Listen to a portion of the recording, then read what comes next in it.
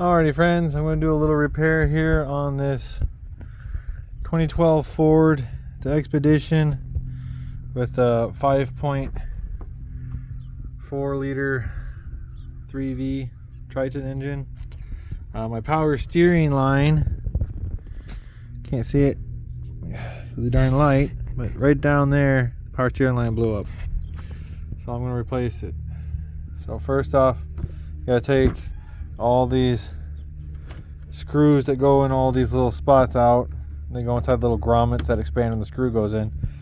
Pop them out, put a screwdriver underneath of it or pull up under it.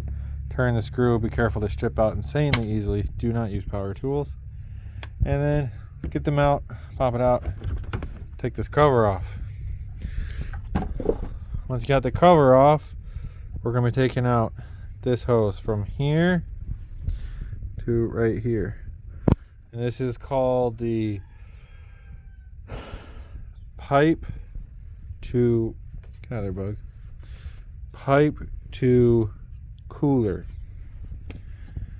hose, and it is, I believe it's number 9 on the diagram for this Ford Expedition, the power steering system.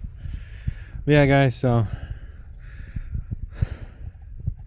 we gotta get a little tool. I'm just gonna clip this off. I'm thinking when I unclip this one, slide the new one on, go down here, unclip that one, pop it out, and then put the new one on. It's really a confusing setup because it goes down and then under over here. I might have to take this bar out. I'll let you know if I do. I really hope I don't. So yeah, guys, let's get to it. I'll be right back.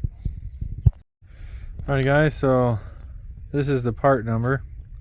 If you buy it from O'Reilly's, it was 30 bucks with tax from O'Reilly's, whereas the dealer wanted 97. So happy day. But yeah, so I got this clip off. You get this tool right here. This part slides on, and then you squeeze the handle and it clips on. This tool is invaluable. I don't know what it's called though. There's the patent information on it. I have no idea what it's called. It's my dad's tool. It has saved my life in these car maintenance endeavors I have done lately. Alright, but yeah, so here's the pipe. So it's going to connect right there, and then this lower part is going to go down and under the radiator pipe over there, and then connect to the cooler over here. Alrighty guys, I will show you at the next step. So here's one of the advantages of this tool. So I was able to get it on the ring by slipping it under here, catching onto the crimp ring, and then I'm just going to put it over on the side right now. But yeah, this tool is awesome. And then to release it, you can just squeeze and then you push this part with your thumb, and boom, done. And then yeah, so now we gotta pull it off of there and wiggle this one in there. Alright guys, I'm not gonna be able to film it. I don't have a tripod, so you guys are gonna have to figure out how to get this snaked in there on your own. I think it's just gonna, I don't know, there might be some unpleasant words spoken here, but you guys can figure it out. I showed you the hard part. Get this tool.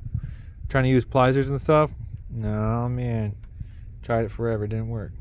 Get this tool, and it's like a 2-minute job. Alright guys, see you in a bit. Quick note, take off the horn. It's in the way. Just goes right on there on that little screw right there. It's like a number 10 millimeter. It's right there. It's a really weird screw. Huge threads. But yeah guys, make sure you do that before you do the next stuff. Have a good one. Alrighty guys, so the way to get it in is through this spot right here. Take the grill off. It's just 4 screws and some clips, and then unhook it here, unhook it here. To get the old one out, you're going to push it down there, grab it, and work it out here. It ain't easy. I would also suggest taking out, there's a screw here for the radiator and one here. No, over here.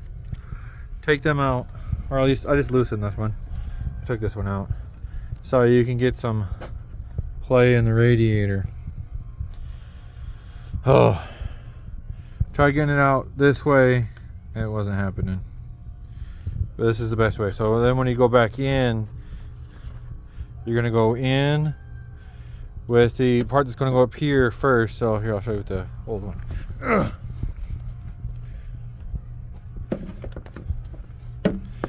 You're gonna go up in here like this, and you're gonna slide it up further in and take the clips off to catch on everything. This is a really tight fit. So you're gonna go in with it kind of like this, wedged over.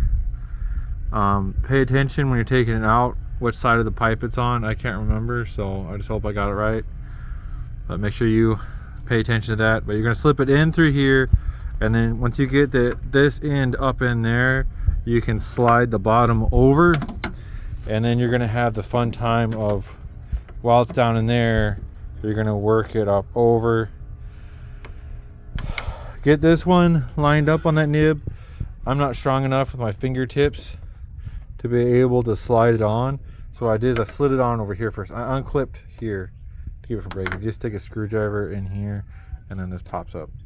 Unclip it so you can get one hand on here, one hand on here, slide them together, and then from working this back and forth, I was able to wiggle that on while also like trying to push it on here and wiggling it with one hand and pushing it with the other hand. I was able to get it on. It wasn't fun, guys. I'm glad I don't do this on a daily basis. Mechanics and guys who do this on a daily basis, you guys are the bomb. Alright guys, I think this is it for me for the rest of this. Put it back on how you took it off. The 4 bolts there. I took off some bolts for this. It wasn't helpful. This ain't coming off. It's got a crap ton more mounting anchors, so disregard what I said about taking this off. Just take the grill off, reach up from the front and the back, and you're good. The only thing to loosen up is the radiator, so you can get enough play to wiggle it so you can get it to slide on. Alrighty guys, I think that's good. Hope you enjoyed this. Signing off. Have a good one while the airplane flies overhead.